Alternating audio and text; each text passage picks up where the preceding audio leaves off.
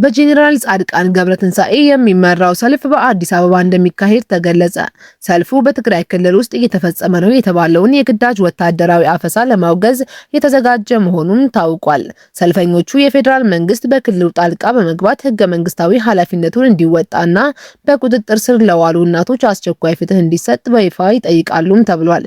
ዝርዝሩን ተዘጋጅቷል፣ እናሰማችኋለን። በአገር አቀፍ ደረጃ እየተካሄደ ያለው የብሔራዊ ምክክር ሂደት የገዢውን ፓርቲ የስልጣን እድሜ ለማራዘም የታለመ የፖለቲካ ትርኢት ነው ሲል ፓርቲው አስታውቋል። ፓርቲው ባወጣው መግለጫ የአሁኑ የምክክር ሂደት እውነተኛና ሁሉን አቀፍ ባለመሆኑ ኢትዮጵያን ከገባችበት ዘርፈ ብዙ ቀውስ ሊያወጣት እንደማይችል ገልጿል። ሌላኛው የምንመለከተው መረጃ ይሆናል። ኢራን ከአሜሪካ ጋር ይፋዊ የህልውና ጦርነት ውስጥ መግባቷን አስታውቃለች። በአሜሪካና በኢራን መካከል ተደርሶ የነበረውን የሰላም ስምምነት ወደ ጎን በመተው የአሜሪካ ማዕከላዊ እዝ በኢራን ስትራቴጂካዊ የወደብ ከተሞችና ወታደራዊ ይዞታዎች ላይ መጠነ ሰፊ ጥቃት መፈጸሙ ተገልጿል። በጥቃቱም በትንሹ የ35 ሰዎች ህይወት ማለፉን የኢራን ጤና ሚኒስቴር ይፋ አድርጓል። የኢራን አብዮታዊ ዘብ በበኩሉ በባህሬን በሚገኘው የአሜሪካ ባህር ኃይል የአጸፋ ጥቃት በመሰንዘር ቀጠናዊ የጦርነት እርምጃዎችን መጀመሩን አስታውቋል። ዝርዝሩን ይዘናል፣ እናሰማችኋለን። ሰላም ጤና ይስጥልን ውድ የኢንፎ ሚዲያ ተከታታዮቻችን፣ አብራችሁን ስትቆዩ እነዚህንና ሌሎች መረጃዎችን ታደምጣላችሁ። በየሰዓቱ ፈጣንና ታማኝ መረጃዎች እንዲደርሷችሁ ቻናላችንን ሰብስክራይብ በማድረግ ቤተሰብ እንድትሆኑ በአክብሮት እንጠይቃለን። አሁን ወደ ዝርዝር መረጃዎቻችን እንለፍ። የኢትዮጵያ ሕዝባዊ አብዮታዊ ፓርቲ ኢሃፓ በአሁኑ ወቅት በኢትዮጵያ እየተካሄደ ያለውን የብሔራዊ ምክክር ሂደት አግላይና የገዢውን ፓርቲ እድሜ ለማራዘም የታለመ ነው ሲል አስታውቋል። ፓርቲው ታሪክ ራሱን እንዳይደግም አግላይ ምክክር ሳይሆን ሁሉን አቀፍ ብሔራዊ መግባባት ይቅደም በሚል ርዕስ ባወጣው መግለጫ አገሪቱ በአሁኑ ወቅት በከባድ የፖለቲካ የምጣኔ ሀብትና የማህበራዊ ቀውሶች ውስጥ እንደምትገኝም አመላክቷል። ኢሃፓ አክሎም በአንድ በኩል የፖለቲካ ምህዳርን እያጠበቡና እውነተኛ ተቃዋሚ ድምጾች እያፈኑ በሌላ በኩል ብሔራዊ ምክክር በሚል ስም ራሳቸውን የመፍትሄ ባለቤት አድርገው ለማቅረብ መሞከር የለየለት የፖለቲካ ተቃርኖ መሆኑን ገልጿል። ፓርቲው ቀደም ሲል በ2016 ዓ.ም ከብሔራዊ ምክክር ሂደቱ በይፋ የራቀበትን ምክንያት በድጋሚ ያብራራ ሲሆን ሂደቱ ገለልተኛና ታማኝ አለመሆኑን ከመንግስት ፍላጎት ውጪ ራሱን መምራት የማይችል መሆኑንና የህዝብን መሰረታዊ ጥያቄዎች የመፍታት ፈቃድም ሆነ እቅድ እንዳልነበረው በመገንዘቡ እንደነበር አስታውቋል። ዛሬ ላይ በሀገሪቱ የታዩት ተጨባጭ ሁኔታዎች ያኔ ያቀረባቸው ስጋቶች ትክክለኛ መሆን ማረጋገጫዎች ናቸው ሲልም በመግለጫው አስፍሯል። እንደ ኢሃፓ መግለጫ ቀውሱን የፈጠረ ኃይል በፍጹም ቀውሱን የሚፈታ ኃይል ሊሆን አይችልም። ችግሩን የፈጠረው አገዛዝ ራሱን እንደ መፍትሄ ለማቅረብ የሚያደርገው ጥረት የሀገሪቱን ቀውስ ከመጎተት ባለፈ ሌላ ውጤት አያመጣም። ለዚህም ማሳያ እንዲሆን የደርግ ውድቀትን ተከትሎ የተካሄደው የሰላምና ዲሞክራሲ ጉባኤ ሁሉንም ወገኖች ያካተተ እውነተኛ ብሔራዊ መግባባት መፍጠር ባለመቻሉ የሽግግር ሂደቱ መክሸፉን በታሪክ ማስታወስ እንደሚገባም ፓርቲው በመግለጫው አሳስቧል። ኢሃፓ እውነተኛና ውጤታማ የምክክር መድረክ እንዲኖር ከተፈለገ መሟላት ያለባቸውን በርካታ ቁልፍ ቅድመ ሁኔታዎችን በይፋ አስቀምጧል።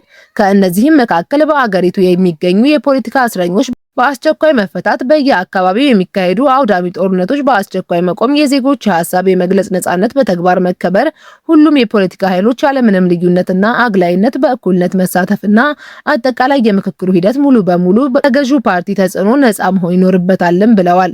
እነዚህ መሰረታዊ ቅድመ ሁኔታዎች ሳይሟሉ የሚደረግ ምክክር ውጤቱ አስቀድሞ የተወሰነ የአንድ ግለሰብና ቡድን የፖለቲካ ትርኢት እንጂ የሀገር መፍትሄ ሊሆን እንደማይችልም መግለጫው ያስረዳል። በተጨማሪም በትግራይ በአማራና በከፊል ኦሮሚያ ክልሎች ያለው ተጨባጭ ሁኔታና እየተካሄደ ያለው ግጭት ከመሰረቱ የተሳሳተና አግላይ መሆኑን የሚያሳይ መሆኑን የጠቆመው ኢሃፓ የብሔራዊ ምክክር ኮሚሽኑ ካቀረባቸው የውይይት አጀንዳዎች መካከል ዋነኛው የጦርነት መቆም ጥያቄ በግልጽ አለመካተቱንም አጥብቆ ወቅሷል። በህዝብ ላይ የታወጀውን የጥፋት ጦርነት ሳይነኩ ስለ ሰላም ማውራት ለበጣ ጭውውት ያለፈ ፋይዳ እንደሌለውም ፓርቲው ገልጿል። በመጨረሻም በአሁኑ ወቅት የብልጽግና መሪዎች የሀገርን ሀብት በመበተን የጀመሩት ብሔራዊ ምክክር ራሳቸውን ለማዳን እንጂ ኢትዮጵያን ለማዳን እንዳልሆነ የገለጸው ኢሃፓ የኢትዮጵያ ህዝብ ከተጋረጠበት የህልውና አደጋ ለመዳን የሚያደርገውን ጥረት እንዲያጠናክር ጥሪ አቅርቧል። ከዚህ ጋር ተያይዞ ዓለም አቀፉ ማህበረሰብ ለፍትህ፣ ለነጻነት፣ ለዲሞክራሲና ለእኩልነት ለሚደረገው ትግል ያለውን አጋርነት ከመቼውም ጊዜ በላይ እንዲቀጥል የጠየቀ ሲሆን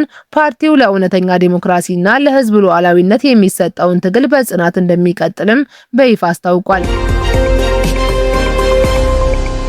በጄኔራል ጻድቃን ገብረትንሳኤ የሚመራው ሰልፍ በአዲስ አበባ እንደሚካሄድ ተገለጸ። እንደ ሰልፉ አስተባባሪዎች ገለጻ ከሆነ የተቃውሞ ሰልፉ ዋነኛ ዓላማ በህዝባዊ ወያነ ሓርነት ትግራይ ህወሓት ላይ ያነጣጠረ ሲሆን ድርጅቱ በትግራይ ክልል ውስጥ እየተፈጸመ ያለውን የግዳጅ ወታደራዊ አፈሳ መቃወምና ያለ አግባብ የታሰሩ እናቶችን መብት ማስከበር ነው ብለዋል። በተጨማሪም የፌዴራል መንግስት በክልሉ ሰላምና መረጋጋትን ለመመለስ የበኩሉን ወሳኝ ኃላፊነት እንዲወጣ መጠየቅ ሌላው የሰልፉ አጀንዳ መሆኑን አስታውቀዋል። በአዲስ አበባ የሚኖሩ የትግራይ ተወላጆች በመጪው ቅዳሜ በመስቀል አደባባይ ሰላማዊ ሰልፍ ለማድረግ ፈቃድና ዝግጅት እያጠናቀቁ እንደሚገኙም ተሰምቷል። በትግራይ ክልል ውስጥ በተለይም ወጣቶችን በአስገዳጅ ሁኔታ ወደ ወታደራዊ ማሰልጠኛዎች የመውሰድ ተግባር በሰፊው እየተከናወነ እንደሚገኝና ይህ የግዳጅ ወታደራዊ አፈሳ የፕሪቶሪያውን የሰላም ስምምነት የሚጻረር ከመሆኑም በላይ በጦርነት የተጎሳቆለውን የትግራይ ማህበረሰብ ለተጨማሪ ማህበራዊና ስነልቦናዊ ቀውስ እየዳረገው መሆኑን አመላክተዋል። በመሆኑም ይህ ድርጊት በአስቸኳይ እንዲቆም በመስቀል አደባባይ ሰልፍ ለማድረግ መዘጋጀታቸው ተገልጿል። ሌላው የሰልፉ ዋነኛ መነሻ ተደርጎ የተጠቀሰው በክልሉ ውስጥ ልጆቻቸውን ለውትድርና ለመስጠት ፈቃደኛ ባለመሆናቸው ሳቢያ የታሰሩ እናቶች ጉዳይ መሆኑንም በመግለጽ ሰልፈኞቹ ለእነዚህ እናቶች ዓለም አቀፋዊ የሰብአዊ መብት ድምጽ ለመሆንና በአስቸኳይ እንዲፈቱ ጫና ለመፍጠር እንደሆነም አስታውቀዋል። ከዚሁ ጋር ተያይዞ ሰልፈኞቹ የፌዴራል መንግስት የትግራይ ተወላጆችን ከህገወጥ እስራትና ከግዳጅ ውትድርና የመጠበቅ ህገ መንግስታዊ ግዴታ እንዳለበት በመጥቀስ በክልሉ ያለውን የህግ የበላይነት ለማረጋገጥ የበኩሉን ቀጥተኛ ኃላፊነት እንዲወጣና አስፈላጊውን የህግ ማስከበር እርምጃ በህወሓት ላይ እንዲወስድም ይጠይቃሉ ተብሏል። ይህንን የተቃውሞ ሰልፍ በበላይነት እያስተባበረ ያለው ቀደም ሲል በትግራይ ጊዜያዊ አስተዳደር ውስጥ ከፍተኛ ወታደራዊና ፖለቲካዊ ሚና በነበራቸው በጄኔራል ጻድቃን ገብረትንሳኤ የሚመራው የትግራይ ሰላምና የለውጥ ምክር ቤት መሆኑን ታውቋል። በአሜሪካና በኢራን መካከል ተደርሶ የነበረው ጊዜያዊ የሰላም ስምምነት ሙሉ በሙሉ መፍረሱን ተከትሎ ኢራን ከአሜሪካ ጋር የህልውና ጦርነት መጀመሯን አስታወቀች። የአሜሪካ ጦር በኢራን ስትራቴጂካዊ የወደብ ከተሞች ላይ ተከታታይ የአየር ጥቃቶችንና የባህር ላይ ከበባዎችን ማድረጉን ተከትሎ ስምምነቱ ሙሉ በሙሉ ሊፈርስ መቻሉንም ተገልጿል። የኢራን ጤና ሚኒስቴር ባወጣው ይፋዊ መግለጫ የአሜሪካ ማዕከላዊ እዝ በባንዳር አባስ፣ ቻባሃር እና አህቫዝ በሚገኙ የኢራን የእዝ ማዕከላት የጸረ አውሮፕላን መከላከያዎችና በሚሳኤል ጣቢያዎች ላይ ያነጣጠረ ከባድ የአየር ድብደባ ፈጽሟል ብሏል።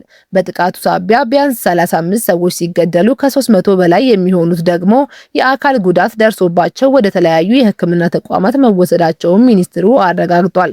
ከዚህ በተጨማሪ የአሜሪካ ጦር በኢራን ወደቦች ላይ ጠንካራ የባህር ላይ እገዳ የጣለ ሲሆን በእገዳ ወቅት አንድ የኢራን የነዳጅ ጫኝ መርከብ በአሜሪካ ኃይሎች በሚሳኤል መመታቱን የቴህራን ባለስልጣናት አስታውቀዋል። ይህንን ተከትሎ የኢራን የውጭ ጉዳይ ሚኒስትር ባወጣው መግለጫ ዋሽንግተን የገባችውን ቃል ኪዳንና የተደረሰውን ጊዜያዊ ስምምነት በመጣሷ ምክንያት ኢራን ከዛሬ ጀምሮ ከስምምነቱ ሙሉ በሙሉ መውጣቷን አስታውቀዋል። ሚኒስቴሩ አክሎም ቴህራን ለጊዜውም ቢሆን ከአሜሪካ ጋር ምንም አይነት አዲስ ድርድር እንደማታደርግና የዲፕሎማሲ በሮቿን መዝጋቷን ገልጿል። የኢራን ከፍተኛ ተደራዳሪ መሐመድ ባገር ቃሊባፍ በበኩላቸው ሀገራቸው ከአሜሪካ ጋር ወደማይመለስ የህልውና ጦርነት ውስጥ መግባቷን ገልጸው የሀገሪቱ ታጣቂ ኃይሎች አሁን ላይ የትኛውንም አይነት ወታደራዊ እርምጃ ለመውሰድ ሙሉ ነጻነት እና ትዕዛዝ ተሰጥቷቸዋልም ብለዋል። ይህ በእንዲህ እንዳለ የኢራን እስላማዊ አብዮታዊ ዘብ ወታደራዊ እርምጃዎችን በይፋ መጀመሩን አስታውቋል። ዘቡ ባወጣው መግለጫ በባህሬን የሚገኘውንና ለመካከለኛው ምስራቅ የጸጥታ ቁጥጥር እጅግ ወሳኝ የሆነውን የአሜሪካ 5ኛ የባህር ኃይል እዝ መሰረት ላይ የአጸፋ ጥቃት መሰንዘሩን ይፋ አድርጓል። ይህ እርምጃ በቀጠናው የሚገኙ የአሜሪካና የአጋሮቿን ይዞታዎች ያነጣጠሩ የክልላዊ የጦርነት እርምጃዎች መጀመሪያ መሆኑን የኢራን አብዮታዊ ዘብ አስታውቋል። ለሰዓቱ ያዘጋጀንላችሁ መረጃዎች እነዚህን ይመስሉ ነበር። ስለተከታተላችሁን እጅግ አድርገን እናመሰግናለን። ኢንፎ ሚዲያን ላይክ፣ ሼር፣ ሰብስክራይብ በማድረግ ቤተሰብ እንድትሆኑ በድጋሚ በአክብሮት እንጠይቃለን። በቀጣይ ዜና እስከምንገናኝ ድረስ መልካም ቆይታ